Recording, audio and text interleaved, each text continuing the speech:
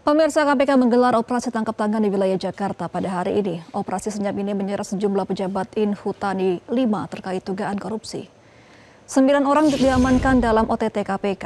Hal ini disampaikan Wakil Ketua KPK Fitroh Roh Cahyanto melalui keterangan tertulis.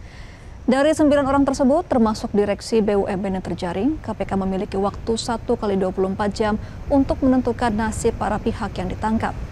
Terkait status hukum mereka akan dipaparkan melalui konferensi pers.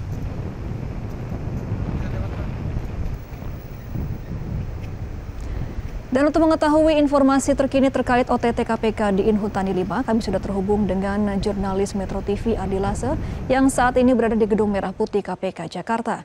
Selamat sore Ardi, bagaimana perkembangan pasca OTT KPK hari ini? Apakah sudah ada yang ditetapkan sebagai tersangka?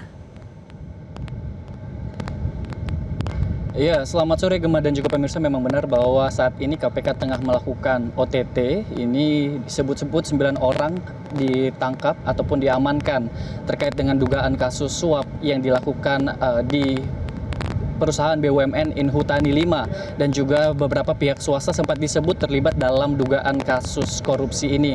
Dan berdasarkan informasi yang disebutkan sebelumnya bahwa dari KPK sendiri, Budi Prasetyo juru bicara KPK menyebut bahwa untuk tim dari KPK yang melakukan OTT ini sudah bergerak sejak kemarin 12 Agustus 2025 dan melakukan OTT, di mana disebutkan bahwa yang dilakukan OTT pada saat ini yaitu sejumlah 9 orang.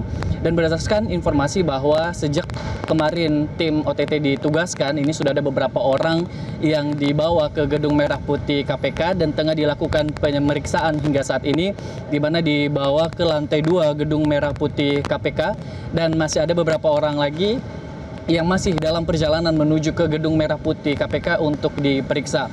Terkait dengan kasus ini disebutkan bahwa keterlibatan dari BUMN Inhutani 5 dan juga keterlibatan swasta masih terus didalami oleh pihak KPK dan juga pihak-pihak siapa saja yang terlibat dalam kasus dugaan korupsi ini. Tapi dikatakan bahwa untuk nama-nama yang terlibat ini masih dirahasiakan atau masih belum disebut oleh pihak KPK karena masih dalam proses pendalaman. Begitupun tadi dikatakan bahwa dari 9 orang ini dari KPK pun masih belum menyebutkan atau mendetailkan dari mana saja pihak swasta maupun dari pihak BUMN per Inhutani 5 ini. Dan selain itu Gemma dan juga pemirsa, disebutkan bahwa pemeriksaan ini nanti akan dilakukan 1 kali 24 jam. Nanti dari KPK sendiri bisa menentukan status hukum dari orang-orang yang memang sebelumnya terjerat kasus OTT KPK ini, apakah nanti akan ditetapkan sebagai tersangka dan juga nanti akan disampaikan keterlibatannya dalam kasus dugaan korupsi yang melibatkan BUMN Inhutani 5 ini dan juga nanti pihak swasta akan disebutkan siapa saja yang terlibat dalam kasus ini. Dan kita ketahui bersama bahwa dalam seminggu terakhir ini KPK sudah melakukan 2 kali OTT, di mana sebelumnya KPK melakukan OTT di pemerintahan Kabupaten Kolaka Timur, Sulawesi Tenggara. Ini terkait dengan kasus dugaan suap pembangunan rumah sakit. Dan saat ini juga KPK masih terus melakukan OTT terkait dengan beberapa kasus dugaan korupsi. Dan OTT yang terakhir yang menangkap 9 orang ini yaitu dilakukan di area Jakarta saja. Dan tentunya kita tunggu saja seperti apa update terbaru nanti dari pihak KPK usai melakukan penyelidikan lebih lanjut setelah mengamankan 9 orang ini. Sementara demikian, Gemma, kembali ke Anda.